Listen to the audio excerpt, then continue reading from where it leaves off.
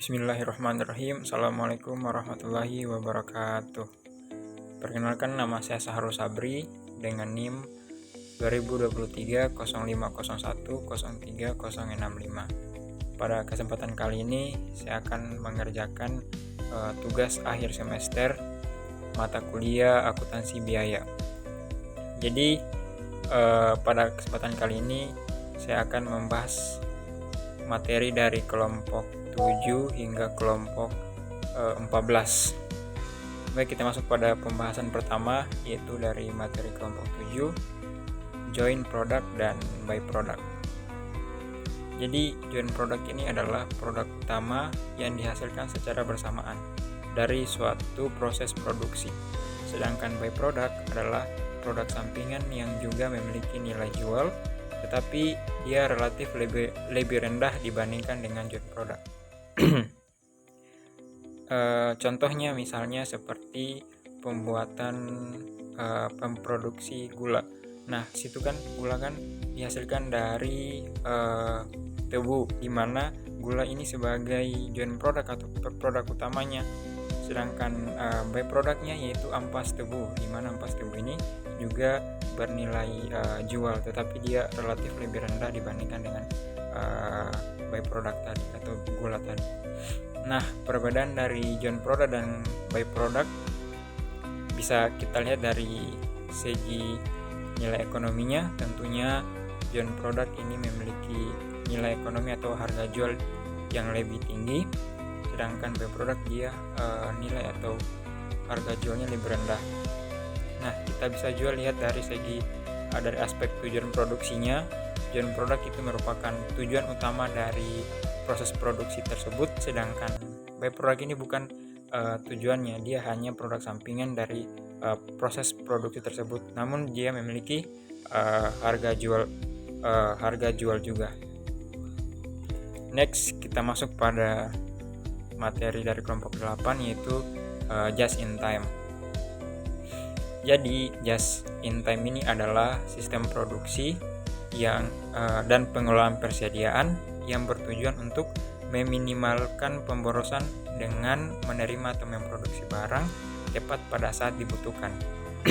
Jadi perusahaan akan melakukan produksi barang ketika barang tersebut dipesan atau saat dibutuhkan. Misalnya pada perusahaan makanan, dia akan memproduksi makanan ketika memiliki pesanan terlebih dahulu, yang mana ini bertujuan agar perusahaan bisa menghemat biaya penyimpanan dan juga bisa mengurangi bahan yang rusak dan juga bisa meningkatkan efisiensi anggaran persediaan tadi. Kemudian materi selanjutnya yaitu material controlling atau pengendalian material. Jadi material controlling ini adalah proses pengawasan terhadap bahan baku agar penggunaannya itu efisien dan tidak terjadi pemborosan. Nah, tujuan utamanya yaitu adalah memastikan bahwa bahan baku itu tersedia pada saat dibutuhkan tanpa kelebihan stok.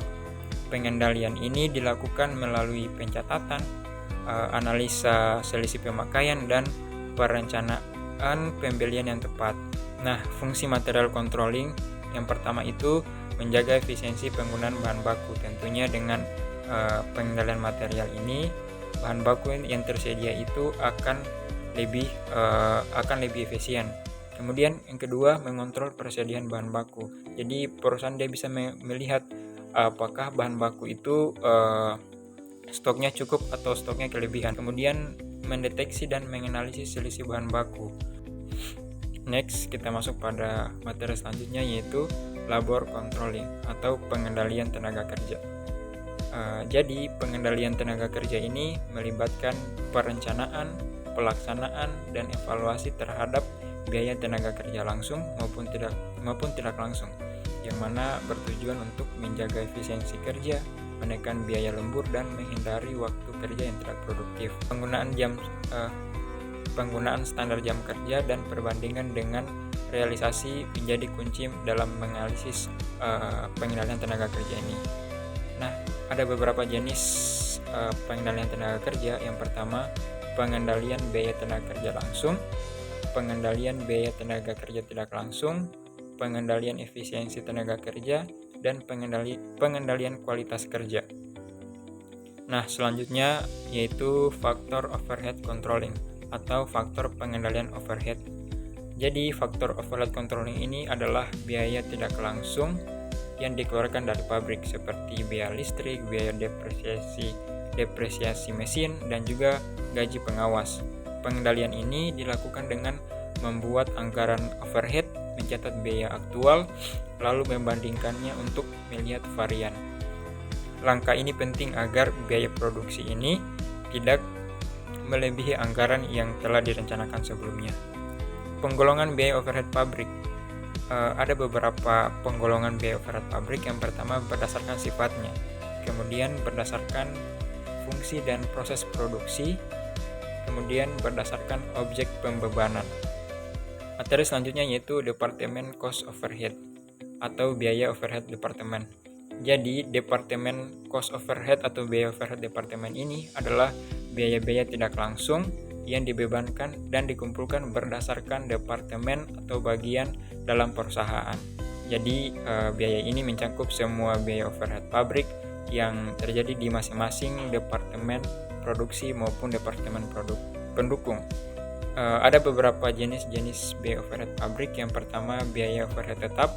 Jadi, biaya overhead tetap ini adalah biaya yang wajib dikeluarkan oleh perusahaan dengan jumlah yang tetap. Misalnya biaya gaji karyawan, biaya tenaga kerja, biaya bahan baku, kemudian biaya overhead variabel. Jadi biaya overhead variabel ini adalah biaya overhead yang tidak jumlahnya tidak menetap. Jadi biaya ini dikeluarkan berdasarkan volume kegiatan produksi. Kemudian yang terakhir biaya overhead semi variabel. Materi selanjutnya yaitu penerapan biaya standar dan analisis varian. Jadi biaya standar ini adalah biaya yang ditetapkan di awal sebagai acuan. Namun dalam praktiknya seringkali biaya standar ini berbeda dengan biaya aktual yang terjadi di lapangan. Maka analisis varian ini digunakan untuk mengetahui perbedaan tersebut dan juga mencari penyebabnya, sehingga manajemen bisa mengevaluasi dan melakukan efisiensi dan mengambil langkah-langkah perbaikan. Nah, manfaat dari biaya standar dan jenis varian ini, yang pertama untuk mengendalikan biaya. Kemudian yang kedua dirancang untuk memberikan pedoman kepada manajemen. Kemudian menyajikan analisis penyimpangan biaya sesungguhnya dari biaya standar. Nah, materi terakhir yaitu analisis biaya pemasaran. Biaya pemasaran adalah biaya yang dikeluarkan perusahaan untuk kebutuhan pemasaran. Analisis ini berfokus pada pengeluaran yang terkait dengan aktivitas pemasaran, seperti iklan, promosi, dan juga distribusi, yang mana tujuannya untuk menilai seberapa efektif biaya pemasaran tadi dalam meningkatkan penjualan. Kemudian peran biaya pemasaran. Yang pertama, dia bertujuan untuk meningkatkan brand awareness, kemudian mendorong pertumbuhan penjualan dan juga loyalitas pelanggan, dan kemudian menyesuaikan diri dengan perubahan teknologi dan pasar, dan menjadi dasar pengambilan keputusan yang strategis. Nah, itulah tadi penjelasan singkat mengenai materi dari kelompok 7 hingga kelompok 14 tempat saya bawakan. Semoga apa yang saya sampaikan ini dapat bermanfaat bagi teman-teman semua untuk memahami konsep-konsep penting dalam akuntansi biaya. Terima kasih banyak atas kesempatannya. Akhir kata, wassalamualaikum warahmatullahi wabarakatuh.